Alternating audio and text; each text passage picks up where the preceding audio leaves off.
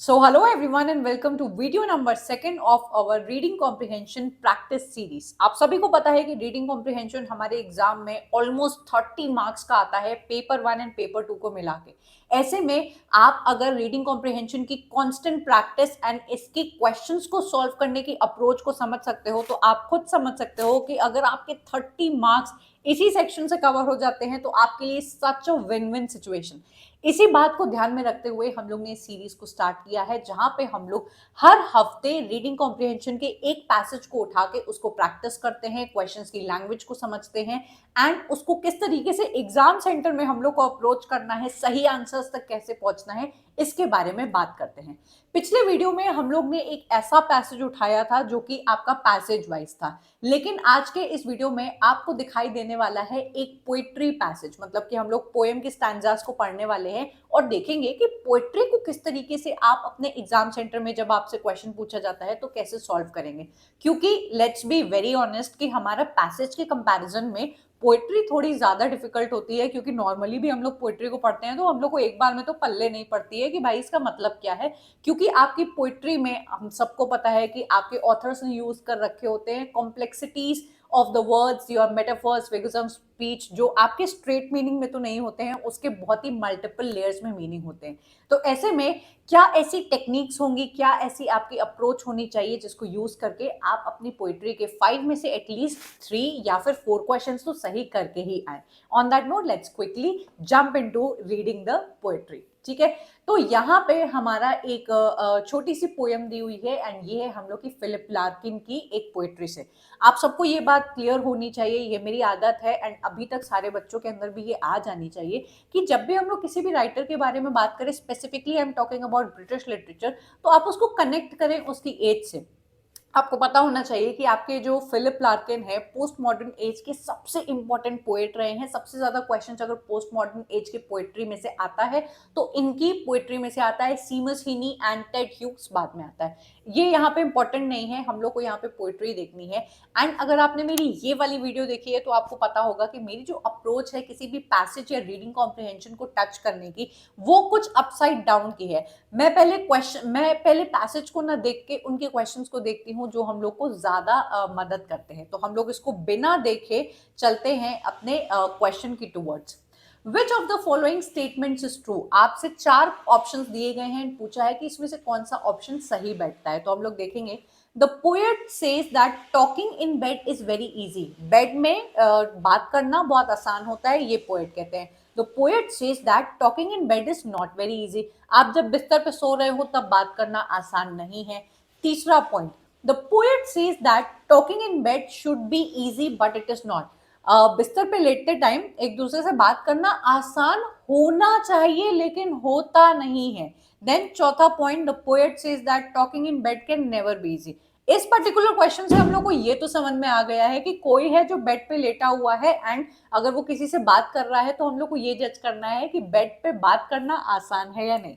अगला क्वेश्चन हम लोग देखेंगे। Question number 2, the poet says that when two people are lying together, जब दो लोग एक दूसरे के साथ लेटे हुए हैं, they look like human, two pure human beings, two hypocrites, ठीक है, two innocent fellows या फिर none of these। तो हम लोग जब अपनी पोएट्री को पढ़ेंगे तो हम लोग को इसमें से हमारा आंसर क्लिक करेगा। ठीक है, then the poet says that while lying in bed he and his companion pass time।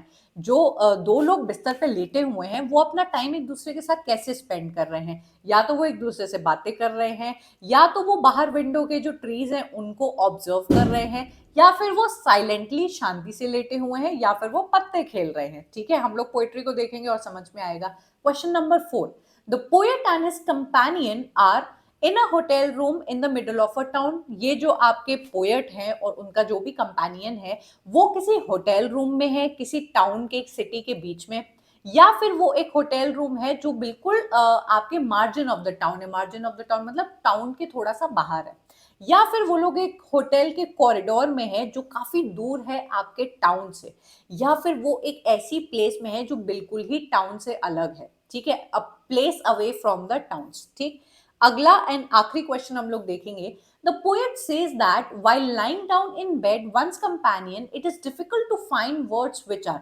जब आप अपने कंपेनियन के साथ बिस्तर पर लेटे हुए हैं तो बहुत कठिन होता है कैसे शब्दों को चुनना, ऑनेस्ट एंड केयरिंग शब्दों को, ट्रू एंड अनकाइंड शब्दों को, प्योर एंड इम्प्योर शब्दों को, या फिर ऑनेस्ट एंड टचिंग शब्दों को। अभी के लिए आपको हो सकता है अजीब लग रहा हो कि यार पहले क्वेश्चन देखा हम लोग ने पैसेज पढ़ा नहीं। ये किस तरीके से आपके लिए बेनिफिशियल है वो आपको अब जाके समझ में आएगा। जब भी आप क्वेश्चंस देखने के बाद अपने पैसेज को पढ़ोगे तो आपको क्वेश्चंस ऑलरेडी दिमाग में आ गए हैं, आपको बार बार पैसेज के टुवर्ड्स भागना नहीं पड़ेगा। आप एक बार पैसेज पढ़ोगे और आपको आपके सारे क्वेश्चंस के आंसर मिल जाएंगे। चलो अब हम लोग बहुत इत्मीनान से इस पोएट्री को पढ़ते हैं। टॉकिंग इन बेड और टू बी इजीएस्ट। बिस्तर पर बात करना आसान होना चाहिए। यहाँ पे देखो लिखा हुआ है और टू बी इजीएस्ट, ये सबसे आसान काम होना चाहिए। लेकिन क्या ये आसान काम है? देखो अगर ये आसान काम होता तो आपके पोएट ने लिखा होता कि talking on bed is very easy, लेकिन इन्होंने लिखा है कि टॉकिंग ऑन बेड इज और टू बी द इजीएस्ट। ये इजीएस्ट काम होना चाहिए था लेकिन ये है नहीं। तो हम लोग को अपना एक आंसर ऑलरेडी मिल चुका है। आगे बढ़ते हैं।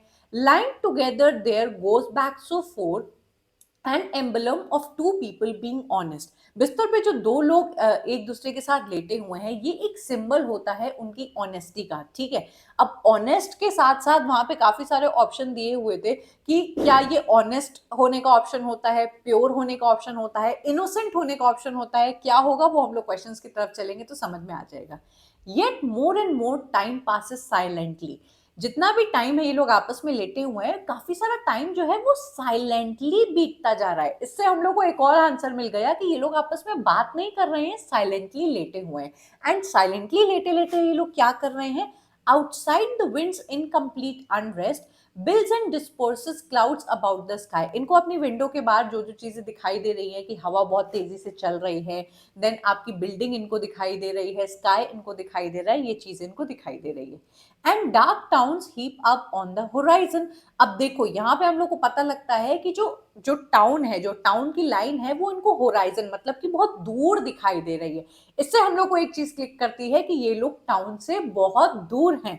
None of this cares for us, nothing shows why at this unique distance from isolation. हालांकि हम लोग टाउन से या किसी भी तरीके के शोर शराबे से बहुत दूर हैं, एक दूसरे के साथ लेटे हुए हैं दो ऑनेस्ट बंदों की तरफ, प्योर वाइब है हम लोग की, लेकिन तब भी हम लोग के लिए बहुत कठिन हो जा रहा है। It become still more difficult to find words at once true and kind और not true and not unkind. अब ये अपने आप में ही इतनी कंफ्यूजिंग लाइन है कि इसका आंसर ढूंढने में हम लोग को हमारी नानी याद आ सकती है। लेकिन अगर आप ध्यान से देखो यहाँ पे लिखा हुआ है कि हम लोग को तब भी इतनी मुश्किल हो रही है ऐसे शब्दों को ढूंढने के लिए, पहली चीज जो आपके ट्रू हो एंड आपके काइंड हो। ठीक है, हम लोग को मतलब रखना है दो पॉजिटिव क्वालिटीज से, and not untrue and not unkind. ये सिर्फ आपको क्या करने के लिए, कंफ्यूज करने के लिए दिया हुआ है। शब्द आपके ट्रू ही होने चाहिए, काइंड ही होने चाहिए, उसके अलावा उलट में आपको कुछ नहीं चूज करना है। अब चलो हम लोग क्वेश्चंस के टुवर्ड्स चलेंगे और अपने आंसर्स को देखेंगे। हमारा पहला क्वेश्चन जो हम लोग से पूछा गया था कि which of the following statement is true. तो आपको यहाँ पे बताया गया है the poet says that talking in bed should be easy but it is not. और टू बी जो वहां पे शब्द लिखा हुआ था वो हम लोग को ये बता रहा था कि बिस्तर पे अगर दो लोग लेटे हुए हैं तो आपस में बात करना तो आसान होना चाहिए था कि हम लोग नॉर्मली बात कर सकते हैं, लेकिन अक्सर ये एक आसान चीज नहीं होती है। अगला आपका जो क्वेश्चन है वो क्या है? The poet says that when two people are lying together, they look like। जो दो लोग आपस में एक साथ लेटे हुए हैं वो कैसे दिखाई देते हैं? क्या वो दो प्योर ह्यूमन बींग्स की तरह दिखाई देते हैं? मैं और भी ऑप्शंस को आपको बताऊंगी।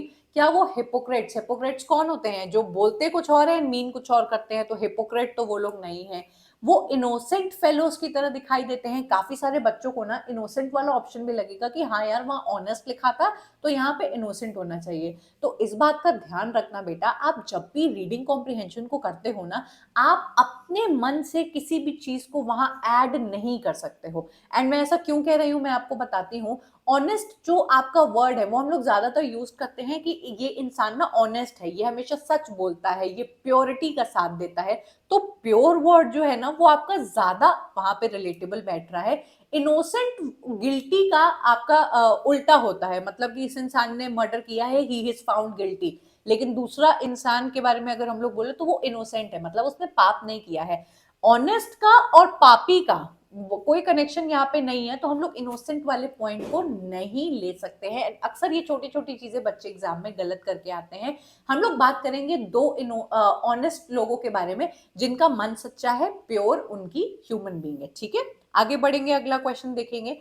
The poet says that while lying in bed and his companion pass time, वो लोग किस तरीके से अपना टाइम पास कर रहे थे, इसमें तो आपको दिमाग भी नहीं लगाना है, वहां पे ऑलरेडी लिखा हुआ था कि वो लोग क्या कर रहे हैं, साइलेंटली अपना टाइम पास कर रहे हैं, ना बात कर रहे हैं, ना पत्ते खेल रहे हैं, ना ही बाहर की चीज को ऑब्जर्व कर रहे हैं। ठीक है, देन आगे बढ़ेंगे, नहीं एक सेकेंड, बाहर की चीजों को तो वो लोग ऑब्जर्व कर रहे थे, तो काफी बच्चे इसको क्लिक कर सकते हैं, लेकिन ध्यान देना वहां पे लिखा हुआ था कि साइलेंटली वो लोग बातें कर रहे थे। क्या वो लोग एक दूसरे से? नहीं, बातें नहीं कर रहे थे, चुपचाप वो लोग लेटे हुए थे। ठीक है, आगे बढ़ेंगे, क्वेश्चन नंबर 4।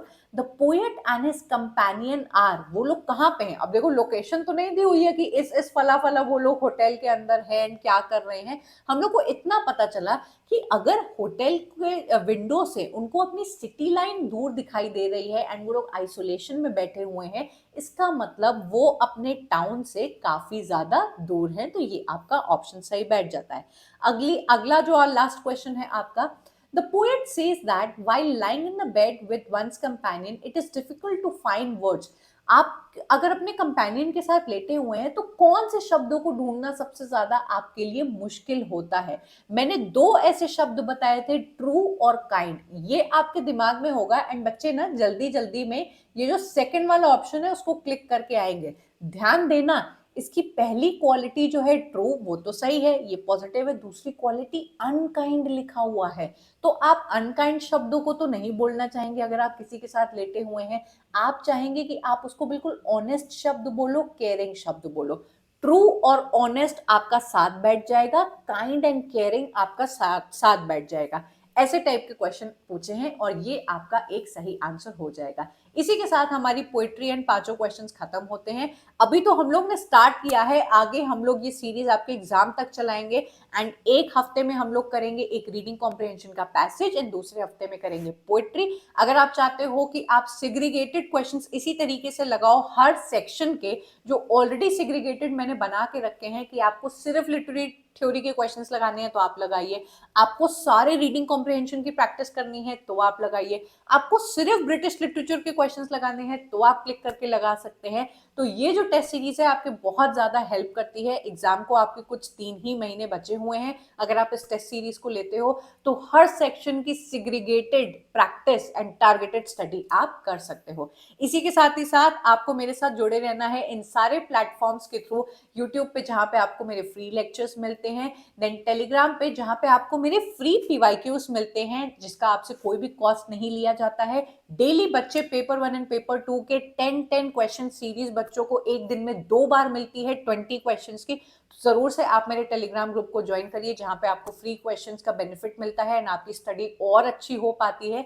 देन अगर आपको मेरे पेड कोर्सेज चेकआउट करने हैं एंड आपको मेरा टीचिंग स्टाइल अच्छा लगता है, समझ में आ जाता है तुरंत एंड कोई भी चीज कवर करने में आसानी होती है, तो आप मेरे पेड कोर्सेज को चेकआउट कर सकते हैं जो ऑलरेडी अवेलेबल है एंड आगे भी और आने वाले हैं। आई होप आज का ये वीडियो आपको बहुत अच्छा लगा होगा।